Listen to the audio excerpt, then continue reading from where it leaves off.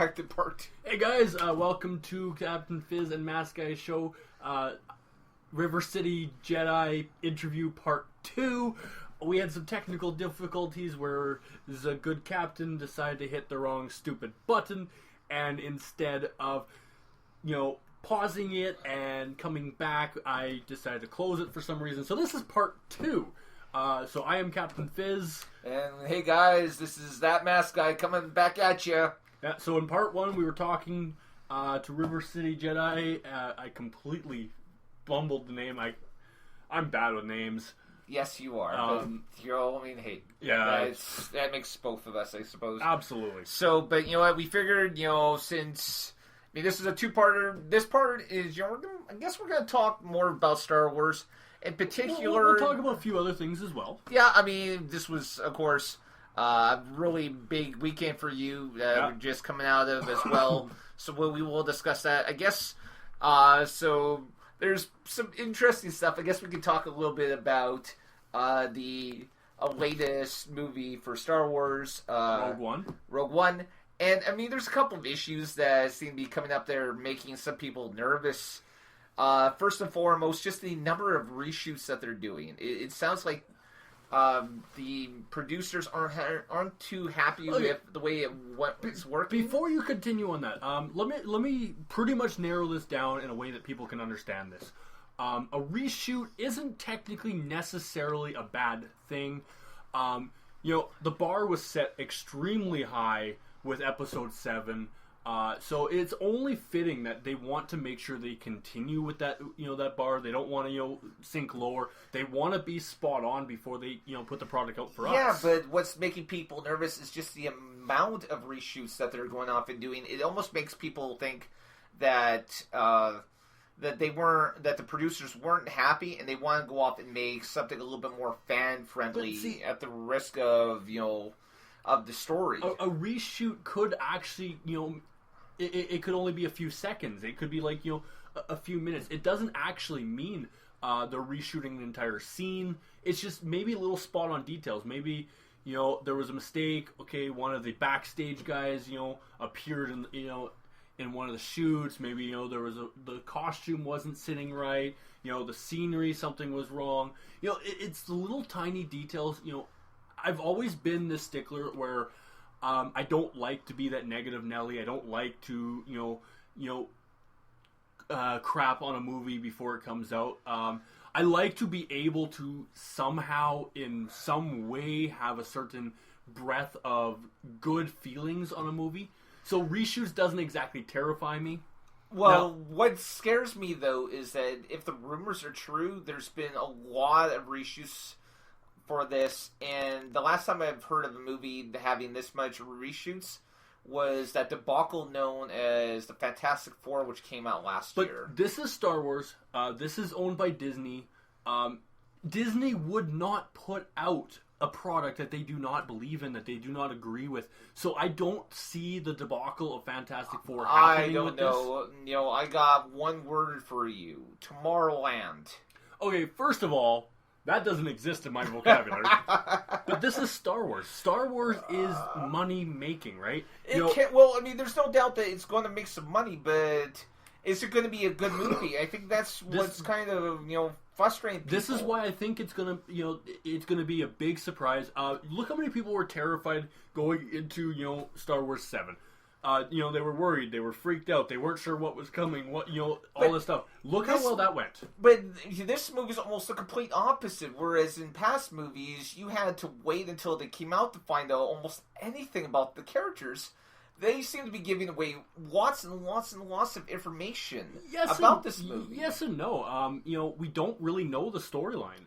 We know. What we mean we don't generally know the storyline. This is the story about going after the plans for the Death Star. That's the plot. We don't know the actual storyline. They could show it at the very end. Going for the plans. There is so much that could happen between start and finish that we don't know about. So, to all those people who are freaking out, panicking, worrying, breathe, sit back, wait for it to come out. I guarantee the moment that music comes on, the moment the picture comes on the screen, you're gonna feel a hell of a lot better, and as soon as those credits are done at the end of the movie, you are going to say, why the hell was I freaking out? I got 2 questions for you. Yes. Number 1, how much is Disney going off and paying you to spew this nonsense? And number 2, why aren't you sharing any with me? I look at it this way. I was one of those ones who was a little panicky going into, episode 7. It's been so long since the other one. It's a brand new company. Disney has won me over. Yes, it wasn't, a diamond. It was not this beautiful, beautiful put together, movie. But it was enough that I have faith in what Disney's going to push out. And I think, that faith is going to be, shown again in Rogue One. Disney isn't going to put out something they don't believe in. I have full faith on that. Tomorrowland was the exception. You look at George Clooney. I'm sorry. George Clooney will put out anything if it makes him money. That's not up to Disney. Know. Like, I don't know if I could blame that on George Clooney so much. I mean, the problem with that movie and what, maybe for this movie is that there isn't like any real clear set genre that it was sticked in Tomorrowland, and that's the way a lot of people are feeling about this. I mean, it's not really known, is this a war movie? Is this going to be, kind of like a theft movie, kind of like the Ocean's 11. It's going to be like, it's going to be Indiana Jones meets the Space Raiders and all that stuff put together. It's going to be like if they had a child, and that's what this movie's going to be. It's not quite Star Wars, it is the Star Wars genre, all that stuff, but it's not quite Star Wars. And there's nothing more that says it's not quite Star Wars, like the fact that there's going to be no open crawl. And that's not a bad thing. This is basically what they want to do, is they want to separate themselves. This is a different story. This is, way back when. This is something different. Let them do their thing. Let them have their fun. Everyone knows Star Wars 8's coming out. So if you don't like this one, tough luck. There's another one coming. I still want to know how much Disney's paying you. I gotta tell you, man. I'm optimistic. If you're holding out on me, I'm going to be royally pissed off at you. With the weekend I have had, I am extremely optimistic. Yeah, this is completely unlike you, so I have one more question. Where is the real Captain Fizz? Captain Fizz has been left at the bar. I'm optimistic. I'm hopeful. I think, we're going to be blown away. Whether we want to be or not, we'll just have to wait till December to find out. I guess so. I mean, those are some of the things that people are really concerned about. And then I started ranting about them. Yeah, and then you just started ranting about a lot of these things. So, but again, though, I mean, these seem to be kind of valid points. Is the question, how are they going to go up and alienate a lot of the fans with some of this stuff? I mean, this is going to be the first movie. Okay. Where the movie's not going to be centered around a character who has the Force. Okay, first of all, I am going to be very nice about saying this.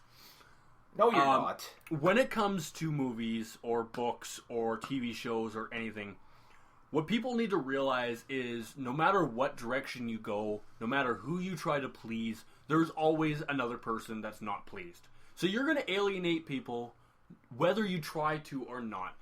So you have an option. You can either A, try to alienate as little people as possible, or B, go like Lost and alienate everybody. Or C, you could just really, suck in, end up like the last season of Heroes. Yes. You have there's so many things, like, you can't please everybody, so don't try. That's kind of what it feels like. It feels like Disney is going to try to go off and to please everyone at the sake of the story. I think that's why they're doing reshoots. I think they're turning around and saying, okay, you know what? No. This scene is not how we envisioned it. We're going to go back to how we originally wanted it. Screw, these people who, put their 2 cents in where it didn't belong, and this is how we're doing it. And see, I'm kind of worried about this when you go off to say that, because rumor has it that the original director for Ant-Man left because of frustrations he had with the producers. So it does feel like Disney is trying to put too much emphasis into this and not allowing, the people, Lucas films to go off and to have the control over it like they were told they would be. I'm sorry, did Ant-Man not turn out good? Of course it turned out good. Then there you go. Your argument is invalid. Shut up. I'm sorry. You can't turn that into a negative thing when Ant-Man turned out as good as it did. I'm just saying, okay? It's it's my job to argue. Particularly with, the Marvel Cinematic Universe, we've seen cases where it feels like there's been some real frustration within the power structure there. And, if the rumors are true, there seems to be some real problems, growing, at least with this movie. There's only one way to find out if the rumors are true. And that's waiting till December. And that kind of sucks because we gotta wait another 5 months to see this movie. Okay. If the Walking Dead fans can wait as long as they are, screw that. At least you guys left off with a good movie. So I guess we need to kind of move past this because we're flogging this one. Well, I figured because this information has been coming out, it was worth bringing up, especially considering our previous interview with Rivercity Jedi not that long which unfortunately I think got aired Monday night on us. I don't know. Oh, this is gonna get aired right away too. It's gonna get aired right away. So I mean, hey, Bob's your uncle, I suppose. You're yeah. Technical difficulties are our middle names. So at least we don't have to worry about it going. This one. At least we don't have to worry about the show going up late tomorrow. So. Absolutely. So, we'll move into the next one. Let's talk about the weekend. The freaking weekend! Yes! Yes, or as we like to call it around here at the show, Captain Fizz's coming out party. I know it doesn't sound quite right. That didn't sound right. I did not come out. There was no closets involved. But, I mean, unfortunately, I couldn't get there, right away. I did have a family that is fine. Situation. You missed you missed the part where I made a fool of myself at the beginning, but I really redeemed myself. So awesome. So anyone who has been listening to our previous shows knows that this last weekend I actually was one of the two hosts for UFC 200 down at Tavern United here in Winnipeg. First time ever getting behind a microphone in front of that many people. The place was packed. The roof was jumping. There was awesome food. Lots of beer. Lots of beer. The way that you guys were advertising it, you would have thought that Bud was going out of style. Yeah, no, we did it exactly the way we wanted it to, exactly the way we were asked to do it. This UFC 200 will go down in history as one of the best events at Tavern United. Okay, maybe at Tavern United might be one of the best events. I wouldn't necessarily call UFC 200 one of the best events. You know what? No. Us hosting was the main event. That was about the only thing really entertaining. I have not made any secret of this. I'm not a huge fan of MMA. I went to this event for two reasons. Number one, and most importantly, to support you. And number two, to go off and watch Brock Lesnar get destroyed. And only one of them happened. And at least you had your day, and yes. I'm proud of you. And I actually was able to, and I really thank my buddy Sean from Smack Combat for allowing me to have that match. I was actually the announcer who did all the prizes for the Brock Lesnar match, and I really, really channeled my Bob Barker on that one. Announced the winner, called them down, and as they're coming down, I yelled out, "Come on down!" So my Bob Barker came out. That was my pride and joy all night long. So that was awesome. But I mean, I guess I don't know what really to go off in this say. I mean, it was a great night for you. Most of the fights to me, I thought were pretty boring. It was. I'm not actually surprised that Brock Lesnar won. I am. He just utterly, I won't go say he destroyed Hunt.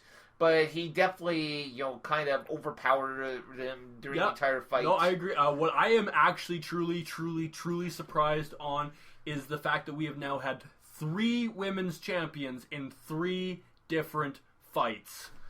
And our very first openly gay UFC champion ever.